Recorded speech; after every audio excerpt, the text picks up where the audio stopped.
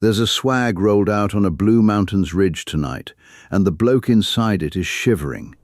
$850 of tent zipped up tight around him, and he is still cold. His water bladder's frozen solid in the pack beside his head. His gas canister's down to a hiss.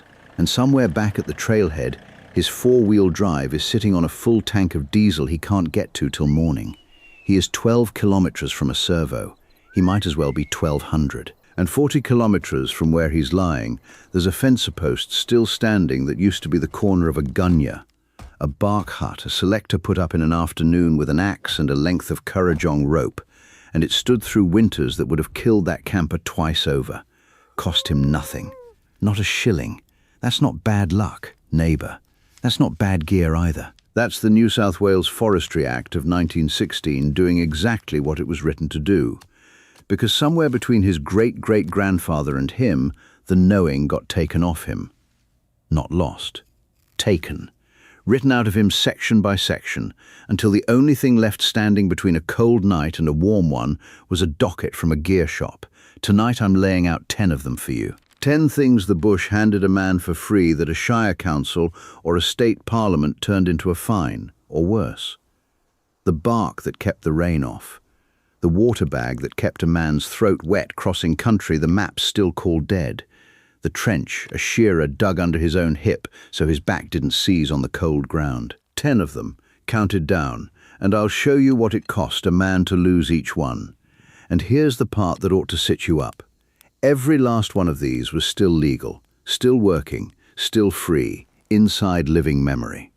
This isn't ancient history I'm handing you. This is your grandfather's world, closed off by statute in his own lifetime. Name's Silas Cobb. 5th generation off Cobb's Run, backcountry New South Wales. My own great-great-grandfather came out on a transport ship, served his time, took up land nobody else wanted, and made it work with exactly this kind of knowing. My grandfather copied it all down in a tally book before he died so it wouldn't go the way of the bark hut. This is me keeping that promise. Number 10 starts at a creek bed. Stay with me. Number 10. The one that starts underground and never needed a single tool you didn't already have in your hand. A prospector or a drover crossing dry inland country would read a creek bed like a book with dry pages. Walk the outside bend of a sandy channel that hadn't carried water in months and dig down through the sand until he struck the clay underneath. He'd sink a hollowed log or a perforated canvas bucket into that hole. And underneath dry ground that looked like nothing to anybody walking over it, groundwater was still moving sideways through the sand, filtering itself as it went, and it would collect in that sump clear of surface debris. Cost him nothing but the digging. A modern bushwalker caught out in the same dry country carries a satellite communicator instead. The kind that calls for a helicopter when the water runs out. $450 to $750, and it doesn't put a drop of water in your mouth.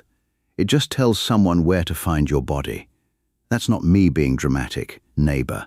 That's the trade we made. We swapped knowing where the water was for a device that reports where we died looking for it. Nobody wrote a law against digging a hole in a dry creek bed. I want to be straight with you on that one. This one wasn't outlawed. It just got fenced off. Pastoral leases carved up the stock routes, and the creek beds that used to belong to anyone passing through belong to a leaseholder now, gate locked, sign up. The knowing didn't get banned. It got locked behind a boundary fence and left to die there. Number 9.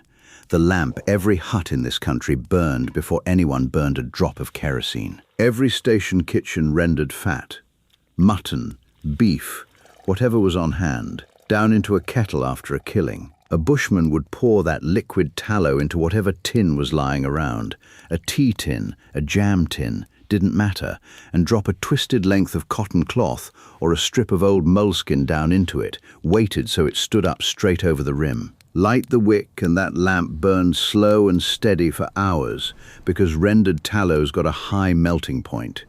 It doesn't gutter and drown itself out the way a thin oil would. Stood up fine in a drafty bark hut with wind coming through every gap in the walls. Cost nothing. It was station rubbish before it was a lamp. Now here's the one that's a bit different from the others I'm handing you tonight, and I'll not pretend otherwise. Nobody legislated the tallow lamp out of a hut. No shire council fined a man for burning his own dripping. This one just got out-competed. Kerosene came in commercial and cheap in the back half of the 19th century, and dry cell torches came in after that, and then the LED headlamp finished the job.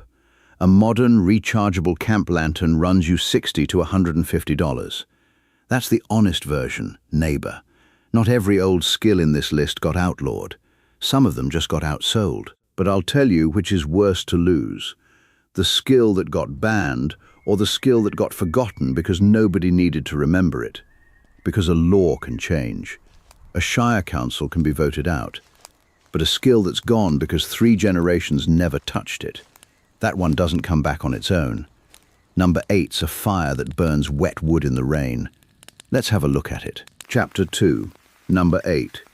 The fire that burns in the rain when a store-bought stove won't light at all. A bushranger dodging mounted police, or a drover caught out with a wet swag and a colder night coming, needed one thing above every other.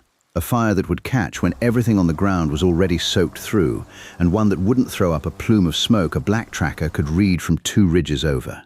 He'd go looking for 2 things. The curled bark shed off a stringy bark trunk. Dry or wet didn't matter near as much as you'd think, and the hard amber sap pockets, the kino, that weep out of a fissure in an ironbark or a bloodwood. That bark and that kino carry a heavy load of volatile oil, mostly a compound called 1,8-cineol, and that oil doesn't care if the wood around it is dripping. It ignites at a high enough temperature that a soaking doesn't touch it, burns hot, and burns close to clean. Nothing like the thick grey smoke you get off wet leaves or green timber somebody's trying to force a flame into. Cost him nothing. Every gully in a sclerophyll forest was stocked with it. A modern hiker caught in the same downpour reaches for an isobutane canister stove instead. $90 to $180 for the setup. And if that canister's cold or half empty, he's got nothing. No fire, no cineol, no plan B. The bush had a plan B built into every stringy bark on the ridge, and we traded it for a valve that fails in the wet. And this is the one where I'll name the fence for you plainly, neighbor, because it's not hidden. Local government fire break notices, issued under the State Bushfire Acts, hand a shire council the power to declare a total fire ban whenever they like, and once that ban's called, an open wood fire. Cineol rich or not, dry ground or wet, is against the law, full stop. I'm not arguing the ban's wrong. Fire's a killer in this country, and I've seen what it does. I'm telling you, the knowing didn't die out on its own. It got legislated into a corner and left there. Number 7. The oven that came out of the ground already built. Station cooks and drovers holding up at a bush camp for any length of time needed to bake bread and roast meat without hauling an iron stove across 1,000 kilometers of stock route, and the country handed them one, sitting right there in the scrub. He'd find an old mound, won the termites. Nasutirmes or amatermes, didn't much matter which, had already abandoned. The inside of a mound like that isn't just dirt. It's indigestible plant, fibre and fine clay, all of it cemented together with the insect's own secretions into a dense mass that holds heat the way a good brick kiln does. He'd dig a chamber into the base of it, build a hardwood fire inside, and keep it burning until that whole clay mass had soaked up the heat right through. Then he'd rake the coals out, push the meat or the dough in, seal the mouth of it with a flat slab of clay, and walk away. Hours later, baked even, right through, same as any oven in a homestead kitchen. Cost him nothing but the digging and the wood. A camp cook doing the same job today packs a cast iron Dutch oven or a purpose-built gas camp oven, $110 to $250, and every gram of it carried on his own back or in the tray of a ute. And touching one of those old mounds now, in a state conservation reserve or a national park, is an offense under environmental protection regulation. The oven the bush built for free is a heritage feature behind a sign now, and the one you're allowed to use is the one you had to buy. Number 6 is the trench that fit a man's own hip, and it's where the ground itself did half the work of keeping him warm. Chapter 3. Number 6. The bed that fit the man instead of asking the man to fit the bed. A drover, a shearer, a swagman walking the track between stations, none of them carried a mattress. They carried a canvas swag, and whatever ground they found themselves rolled out on, and unyielding ground has been breaking blokes' hips and backs since the first man tried to sleep on his side on it. So before he ever laid that swag out, a man with any sense dug first. A shallow trench, no more than 10 centimeters deep and 15 wide, cut across where his hip would sit once he rolled onto his side.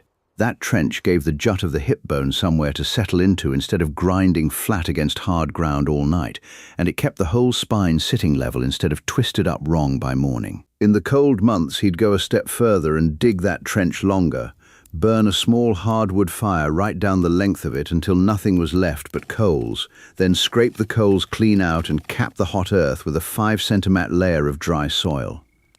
That ground stayed warm clear through till sunup, radiating up through the swag the whole night like a slow stove nobody had to feed. Cost him a hand tool or a sharp fire stick if that's all he had. 15 minutes of digging. A modern hiker rolls out an ultralight insulated sleeping pad instead, $200 to $380, rated for a thermal resistance number he read off the packaging, and it does one job: keep the cold ground from pulling the heat straight out of him. It doesn't shape itself to his hip. It doesn't warm the earth underneath him. It just cushions him from a problem the trench solved from underneath. Here's the thing that'll needle you about this one, neighbour. It wasn't a Shire Council that killed the hip hole. It was the Bushfires Act of 1954 out of Western Australia, and every national park regulation that copied its bones since. Digging a fire pit into open ground or lighting anything outside a designated metal ring is against the law now, full stop, cold night or not. The trench itself was never the crime. The fire that heated it was. So the trench died right alongside the fire, because you can't have one part of an old skill survive when the law only banned the other half of it. Number 5. The roll that kept a swagman's blanket bone dry through a wet season crossing he could see coming for a week straight. A man walking the coastal ranges in the wet knew exactly what was ahead of him. Rain that didn't let up, day after day, and a swag that would turn into dead weight the moment water got into it. So before he set off, he'd stretch heavy calico canvas or unbleached cotton duck tight across a timber frame and treat it with a mixture he'd boiled up himself. Linseed oil, rendered mutton, tallow, and beeswax all melted down together and worked into the cloth while it was still hot. That compound soaked right into the fibres and cured over the following days in the open air. And what came out the other side was a barrier that shed rain completely and didn't crack or split along the fold lines, even after being rolled and unrolled every single morning on the track. Cost him about 3 shillings in materials back in 1890 and an evening's work with a kettle. A modern equivalent. A silicon-impregnated nylon tarp or a breathable waterproof bivouac sack runs $300 to $650. And I'll give this one to the manufacturers straight, because not every one of these 10 got strangled by statute. This one got out-engineered. Synthetic polyurethane and fluoropolymer coatings came in cheap and light after the Second World War, and there was no arguing with them on weight or on cost of production. The oilcloth roll didn't get banned. It just stopped being the best tool in the swag the day plastic got good enough to beat it. Number 4 is the wall that threw a fire zone heat back at a man sleeping in the snow line, and it's where the story turns nastier again. Chapter 4. Number 4. The wall a man built out of the very wood that wouldn't burn. Alpine cattlemen working the high country of the Great Dividing Range couldn't carry enough wool blanket to survive a night at altitude in the cold months, not on a pack horse already loaded with gear and stores. So he built himself a second fire, in a manner of speaking, out of the first one. He'd drive 2 heavy sapling stakes into the ground about a metre back from his campfire, leaning them in slightly toward the flame. Then he'd stack green hardwood logs horizontally behind those stakes, cut fresh off a river red gum or a manna gum, unseasoned, heavy with sap, and build it up into a solid wall a metre high. That green timber was too wet and too dense to catch a light itself, but it stood there and threw the fire's own radiant heat straight back at him, up to 70% of it, forward into the space where he was sleeping. He could lie there in shirt sleeves on a night that would have frozen a man without that wallstone dead. Cost him half an hour with an axe. A modern hiker packs a down sleeping bag rated to sub-zero temperatures instead, $600 to $1,100. And it does the same job from the inside instead of the outside, trapping his own body heat rather than throwing a fire's heat back at him. Different mechanism, same result, and one of them cost a man nothing but his labor. This one's forestry regulation again, plain and simple, neighbor. State forestry rules and national park conservation policy prohibit felling live trees on public land now, full stop, whether you're cutting for a bark hut or a heat wall. I understand the reasoning behind protecting standing timber. I'm only asking you to notice that every one of these bans, reasonable or not, landed on the same target. A skill that cost nothing, replaced by a product that costs plenty. Number 3 is the crossing that beat the desert by refusing to fight it in daylight at all. A prospector named John Dickey, men called him the stringy bark fox, crossed 1,800 kilometers of desert from Western Australia clear through to Alice Springs in 1896, and he did it moving only after the sun went down. He wasn't being cautious, he was doing the arithmetic. Travel by day in that country, and the sun loads a man and his horse with direct thermal radiation the whole march, driving up sweat and burning through water reserves fast. Travel by night instead, and that load disappears.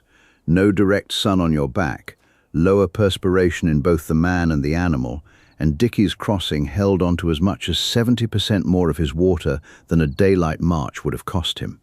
He read his line by the Southern Cross and the pointers, and by the black shapes of ridgelines cut out against a lit-up desert sky. No lamp, no torch, nothing but what was already up there.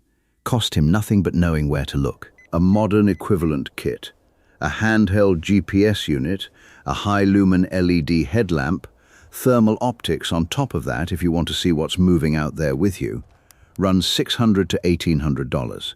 And this one didn't die by statute exactly, though the Enclosed Lands Acts that fenced up pastoral country did their part. It mostly died because nobody needed to cross open country like that anymore. Boundary fences went up, sealed highways went in, and the whole reason a man had to read the sky to survive a desert crossing quietly disappeared out from under the skill. The knowing didn't get banned so much as it got made irrelevant, which might be the quietest way to lose something. Chapter 5. Number 2. The bag that kept a man's water cold in country hot enough to kill him for carrying it wrong. Out on the goldfields of Western Australia in the 1890s, a man named Arthur Paddy McCormick took a trick drovers and teamsters already half new and built it into something better.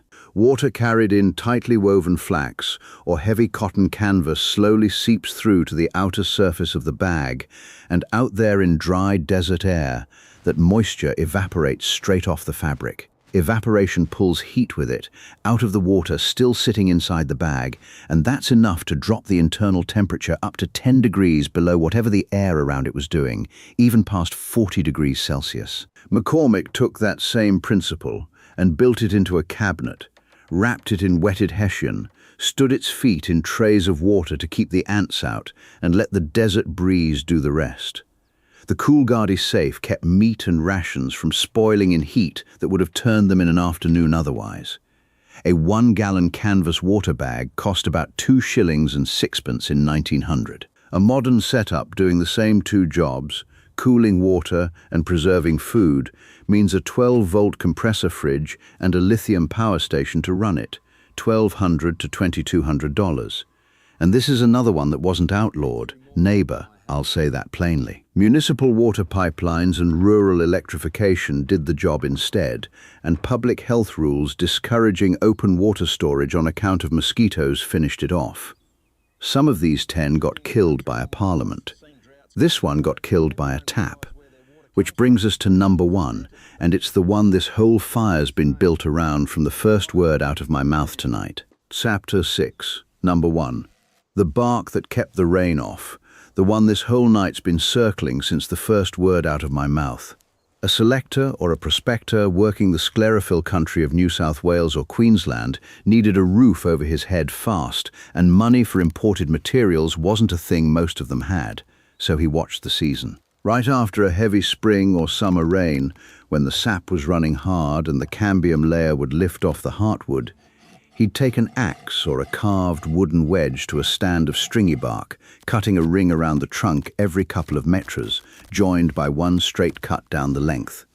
The whole sheet peeled off in one cylindrical piece. He'd lay it flat, weight it down with logs, cure it slow over a low fire so the sap dried and the edges wouldn't curl.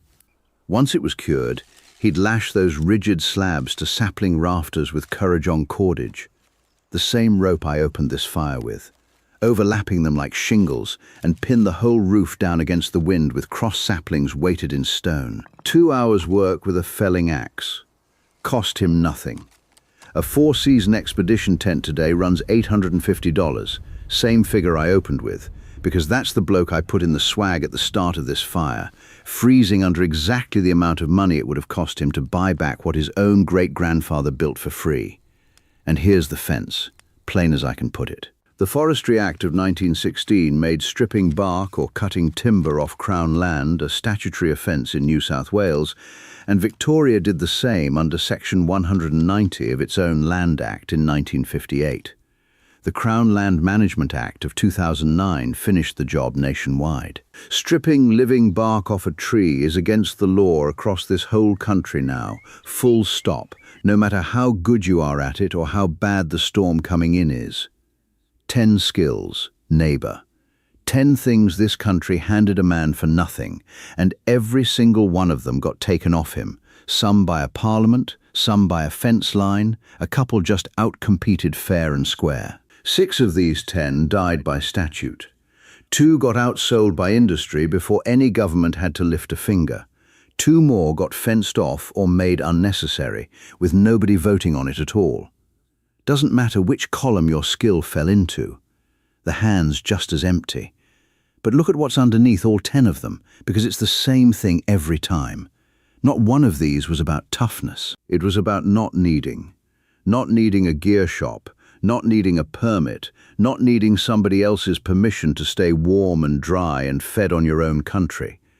My grandfather didn't write that tally book down because he thought the old days were coming back. He wrote it down because he knew what disappears when nobody copies it out one more time. I'm doing the same thing here, one fire at a time.